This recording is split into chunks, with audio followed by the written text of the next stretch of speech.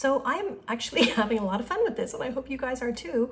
I kind of want to try a different technique. It's called swiping. So I'm just gonna experiment with you here and we'll see how it goes.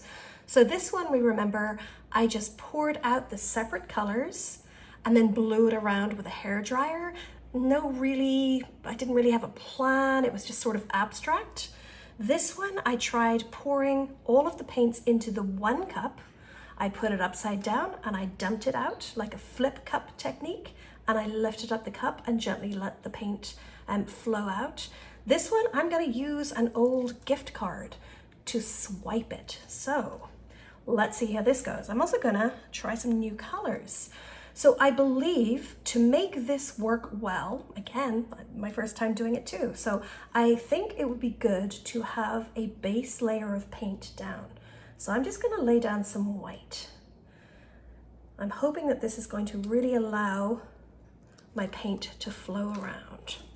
But we are experimenting just like we do in the art room, and this is sometimes where the magic happens. So I'm not gonna follow any rules. We are just going to experiment because that's the most fun way to do it, in my opinion.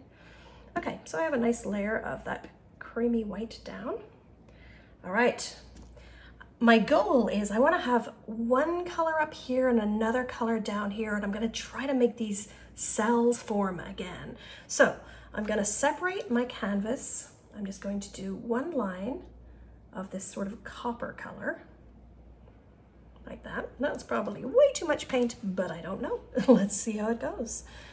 Let's do red up on this side. So I'm just going to put some red. I don't necessarily want the white there. So I'm just going to put the red right at the edge of the copper.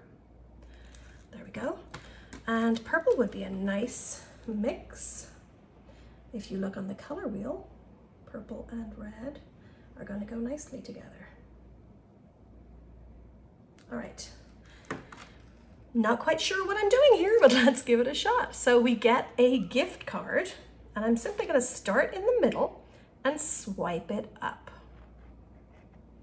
I don't want to lean too heavy. I just want to move the paint without scraping it off my canvas, if that makes sense. There we go. Ooh, I can see some bubbles forming. This is looking promising, guys. All right, get my credit card again. Not my credit card, my gift card. I wouldn't want to use a credit card for this, trust me. There we go. And one more. Okay, this is super fun. If you guys want to try this at home, you could use a piece of plastic, an old lid or something. You could use a ruler. You could make a piece of foil and fold it over to make it into a tool. You just need a flat tool that's going to swipe the paint. Goodness, look at that, guys. Look, I'm getting some really nice cells forming, which was my goal. So I am a happy camper. All right, I'm going to start this side and now swipe it down. I'm so glad that I'm doing this on video first. I was going to do this in class with you guys, but at least I feel like I'm connected to you and we're sort of doing this together because I can hear you squealing from your homes right now. Can you imagine if Vincent van Gogh jumped in the middle of this? No fun. All right, maybe I should go back up to the copper. I think that's the mistake I made. Okay, here we go. There we go. And I'm just swiping it down like this and see what it does. Notice I'm swiping in the same direction each time. I'm not mixing it up. Oops. Because you don't want to mix your paint all together. You really want to sort of try to keep the colors separate. And your goal is trying to form these cells. These are cells. All right, I'm going to experiment with one more thing. Before we used a hair dryer, which sort of blew the paint around and didn't do much with the popping of the cells. I'm just going to give this a shot. This is actually a heat gun. So I'm going to try with a heat gun. They say to use a blowtorch or a flame of some description, but I don't really want you guys doing that at home, obviously without parents. So try the hairdryer or don't blow it at all. I like this one a lot and I didn't blow it, but let's just see what the heat gun does.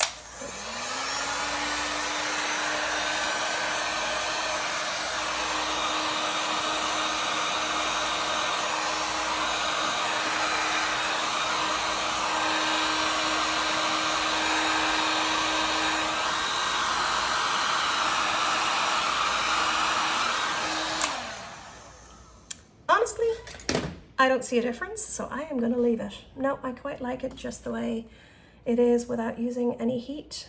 Maybe I will get myself one of those torches and experiment with this further, but I think for our purposes today, this is a really fun one, guys. If you want to try at home, glue, paint, water, and you can do your very own acrylic pouring.